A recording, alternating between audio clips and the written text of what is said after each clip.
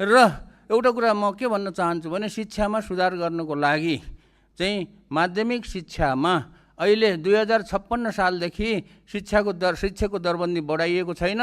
राहत कोटा के कोटा भनेर चाहिँ करिब 45,000 शिक्षकहरू छन्, त्यसलाई चाहिँ कोटामै बदलियोस् र तिनीहरूलाई चाहिँ गरियोस्। किनभने राहतमा कोटामा बसेको टिचरले राम्रो पढाउँदैन, किनभने उहिले अर्को जागिर खोजिरहेको हुन्छ, बाँच्नको लागि अर्को उपायहरू खोजिरहेको हुन्छ। त्यस कारणले त्यो गरोस्।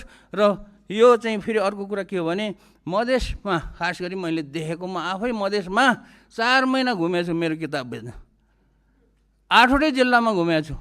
र मधेसमा तपाईँहरूले थाहा पाइसक्नु भयो कि छैन, मधेसमा चाहिँ के छ त भन्दाखेरि कुनै पनि जिल्ला 8वटा जिल्ला के अरे शिक्षित भनेर घोषणा भएको छैन, साक्षर भनेर घोषणा भएको छैन।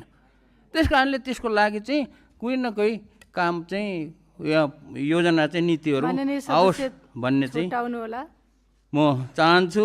र अन्तमा म के भन्न चाहन्छु भने प्रधानमन्त्रीज्यू यहाँ आउनु भएन, हामीले पनि उहाँलाई ल्याउने कोसिस गरिरहेका छौँ, अनि उहाँ पनि नआउने कोसिस गरिनु भएको छ।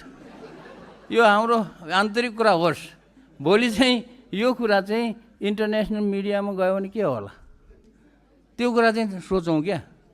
किनभने इन्टरनेसनल मिडियामा प्रधानमन्त्रीज्यू उहाँलाई चाहिँ के कति उसमा चाहिँ एकदमै हुनुभएको छ, प्रख्यात हुनुभएको छ।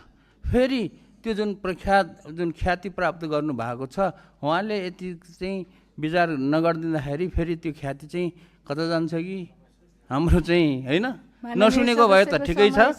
ल प्रधानमन्त्रीज्यूले नसुने त अहिले इन्टरनेसनल मिडियाले केही नगरे त ठिकै छ, गऱ्यो भने केही हुन्छ कि भन्ने मलाई एकदमै मनै डर लागेको छ। ल धन्यवाद।